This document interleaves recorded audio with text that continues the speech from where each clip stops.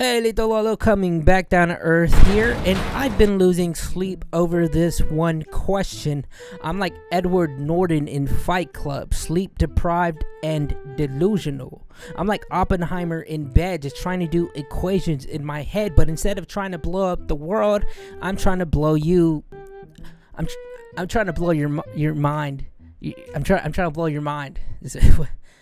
Now, I noticed a continuous trend where people on social media want to free rappers who have killed, and I was wondering why this was. Why do we glorify rappers who have killed? Now, stay tuned to find out, ladies and gentlemen, because just like Oppenheimer dropping his first atomic bomb and, providing negative effects towards the indigenous and Mexican community that lived in New Mexico, I feel like I have the answers. But before we dive into that, I want to talk about the rappers who inspired this video.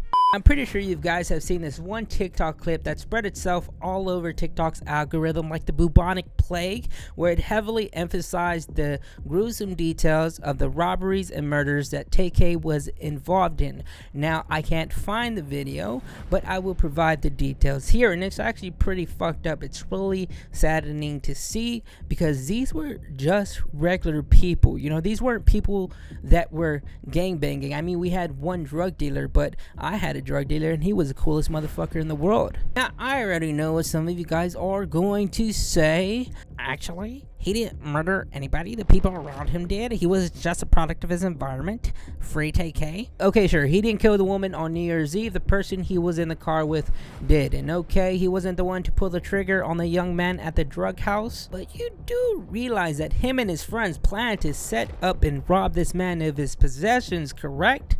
Like, being in that environment can only lead to bad things. They're not about to bust into that house and do a number and a dance like this as High School Musical. They are there purely for negativity. Even if he wasn't the one to pull the trigger, him just being in that environment and premeditating the robbery was a disaster waiting to happen. It's not like he was dumbfounded the entire time, like, guys, what are we doing? And I guarantee you he felt absolutely no sympathy or remorse. So you guys know what he did. While he was on house arrest, he cut off his ankle monitor and did the race. But I ain't beat that case, bitch, I did the race. And while on the run, do you think this guy was repenting for his sins and having long contemplative mental journeys on his wrongdoings? No, of course not. He was doing more of it. And while attempting to set up a young man for his photography equipment, shot and killed him in a Chick-fil-A parking lot. This one he did do. Then went to rob an old man, put a gun to his face and knock him out. And people want to free this guy. This guy is a threat to society. Another rapper who belongs in this video is YNW Melly, who, with overwhelming evidence stacked against him like Jenga, murdered his two best friends. Now, unfortunately, this case did end in a mistrial, so they're going to have to redo the whole thing, but does that make him innocent? Fuck no. Would an innocent person lie about a drive-by shooting? Part of my assignment, which is to determine if this is a drive-by shooting, and my determination was that this is not a drive-by shooting. There was clear evidence that showcased that the shots that were fired at both of the victims came from inside of the vehicle in the back on the left side, which is where coincidentally Melly was sitting.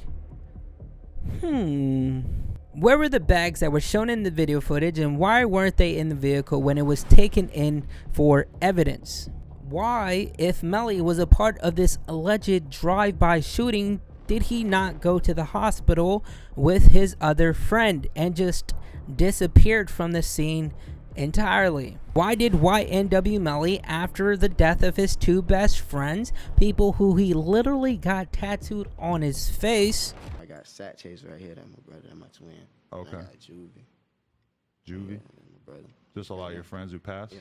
Nah, them my niggas right there. Do a music video where he can be seen dancing, doing the longest handshake I've ever seen in my life. His friend just got murdered in a drive-by, and he's over here doing Fortnite dances without a fuck to give. He's either Looney Tunes crazy, or he's already premeditated this act for a prolonged period of time and already eased himself into the idea of killing these two people and removing them from his life. That motherfucker was literally talking about having murder on his mind and people want him to be free. He literally admitted to having Jeffrey Dahmer's thoughts, and people are like, yeah, this song goes kind of hard. I think he deserves a second chance at life. And my final inspiration for this video, ladies and gentlemen, and a man who I believe can be a literal serial killer, King Von, who had so many bodies that I believe we could do a side-by-side of a literal serial killer and compare them and see absolutely no difference. This motherfucker was so bloodthirsty that he would literally tweet out that he was craving a kill like it was a 4 for 4 at Wendy's. He was comparing murder like this was a Golden Corral buffet. He was telling us to stay tuned about his murders like he was a narrator at the end of a Dragon Ball Z episode. He had the entire hood side of Twitter with a bag of popcorn at the edge of the street like, oh yeah. He was literally called a demon amongst his peers, a deity that is symbolized by nothing but evil because of his bloodthirsty nature. He was like top fragging every Chirac lobby like it was nobody's business. And people were remorseful over this dude, like no shade or anything, but he was collecting souls like this was a From Software game, you know? Like the same energy that he applied into the universe was returned back to him. And unfortunately, this was always going to be his fate. There was no other route for him. And this is what I want to conclude this video with, and on the reason why I believe we glorify rappers who killed, similar to that of King Von feeling that this was his only option in life. Similar to that of Ice Spice bringing in a 16-year-old to twerk in her music video. And the reason Drake feels like he has to be embedded within the culture and have to have hitters by his side. But it has a lot to do with the culture and social environment that usually the hip-hop and rap scene associate themselves with. You know, the social implications that are stemmed by our upbringing and the need to survive in an environment that is plagued with a neighborhood that, due to segregation since the 40s here in America, have lower resources and applicable and safe ways to meet those basic requirements for survival.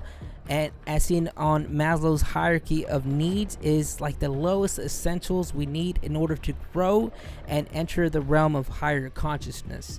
And if you can't meet those basic requirements because of the unfortunate setting that you didn't even get to choose, then you will find other ways to get those needs met by any means necessary. This includes robbing and even introducing a camaraderie with other fellow neighborhood individuals, because an innate primitive instinct for humans is to work in groups and to live by territory. Now, eventually this leads to a domino effect and traumas that can never be resolved from an intrinsic perspective and must always be met, like in King Von's case, by getting even, which then causes this repetitious pattern that will sadly never end, because you killed my friend, I kill your friend.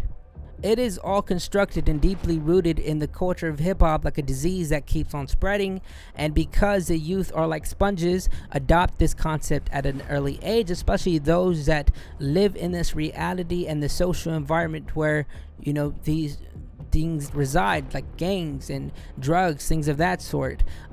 Looking up to their older brother, looking up to the old cat down the street because he has a BMW and all these nice material things. Being in a social environment where the people around them are consumed by their own traumas and their own hatred, which stems from a lack of education due to the, once again, resources from the schools around them. Because if you guys aren't aware, a lot of schools are funded by the property taxes. So if you live in a poor area, the chances your school will not have the best education is pretty high. And music is very powerful. It really is. I want you to be mindful of that next time you listen to a song. You know, if you indulge into a sad song that continues to talk about wanting to die, then guess what? You're going to feel that emotion too. And if you wanted to die before you listen to that song, well, guess what? You're going to want to die even more because it reinforces that emotion. So if you listen to songs that talk about drugs, money, murder, things of that sort, well, then you'll start to want to invoke this type of behaviors into your lifestyle, especially if you are in that social environment, right? A lot of people listen to music because it's relatable.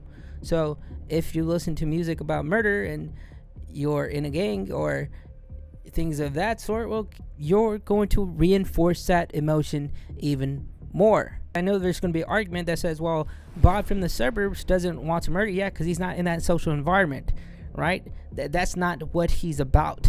There is a sense of notoriety and respect given to these people who commit these immoral acts, like dealing drugs or killing for the sake of territory or robbing or accumulating wealth by any means necessary. It's once again cemented in the environment, which then steps into the culture of hip-hop as well.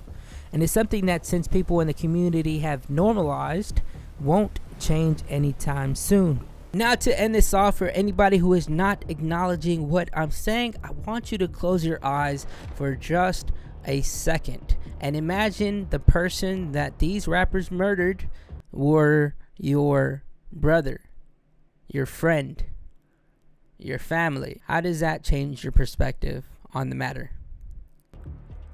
Anyways, that's all from me. I'm off to another dimension. See ya.